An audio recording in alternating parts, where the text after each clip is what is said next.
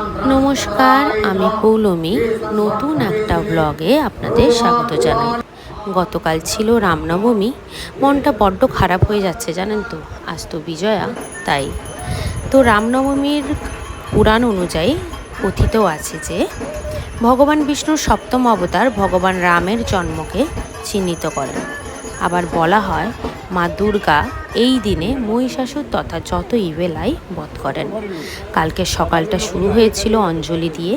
পরিবারের সকলের একত্রিত হওয়া জায়গা এই মন্দির। মন্দিরে বসেই হাসি ঠাট্টা আনন্দ মজা সব একসাথেই।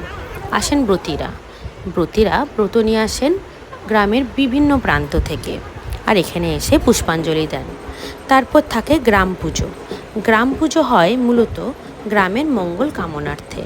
বংশ পরম্পরায় এটি হয়ে আসছে। গ্রামের ঠাকুরের কাছে সকলে মিলে পুজোর নৈবেদ্য নিয়ে যাওয়া হয়, আর ওখানে পুজো করে প্রসাদ বিতরণ করে দিয়ে আসা হয়।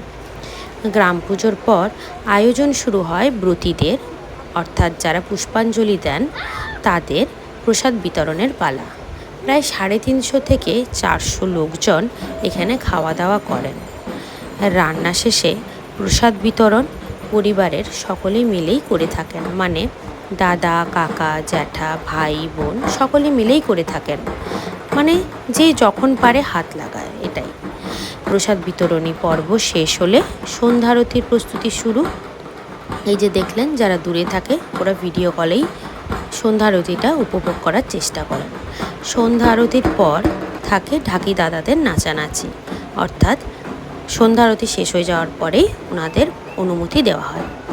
ঢাকি দাদাদের নাচানাচি শেষ হওয়ার পর তারপর শুরু হয় পরিবারের সকল সদস্যদের, অর্থাৎ আমরা ভাই বোনেরা বা যাদের বিয়ে হয়ে গেছে দিদিরা বোনেরা জামাইরা কাকা জ্যাঠা সবাই একত্রিত হয়ে আমরা নাচ করে আনন্দ করি এখানে।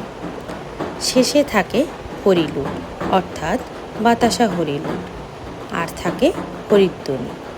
খুব আনন্দ আর মজা করে এই নবমীর দিনটা আমরা ভীষণভাবে উপভোগ করার চেষ্টা করি, কারণ বছরের এই একটাই দিনে আমরা সকলে একত্রিত হই। আজ আবার বিজয়া। দেখা হবে পরের ব্লগে। সবাই বলো জয় মা।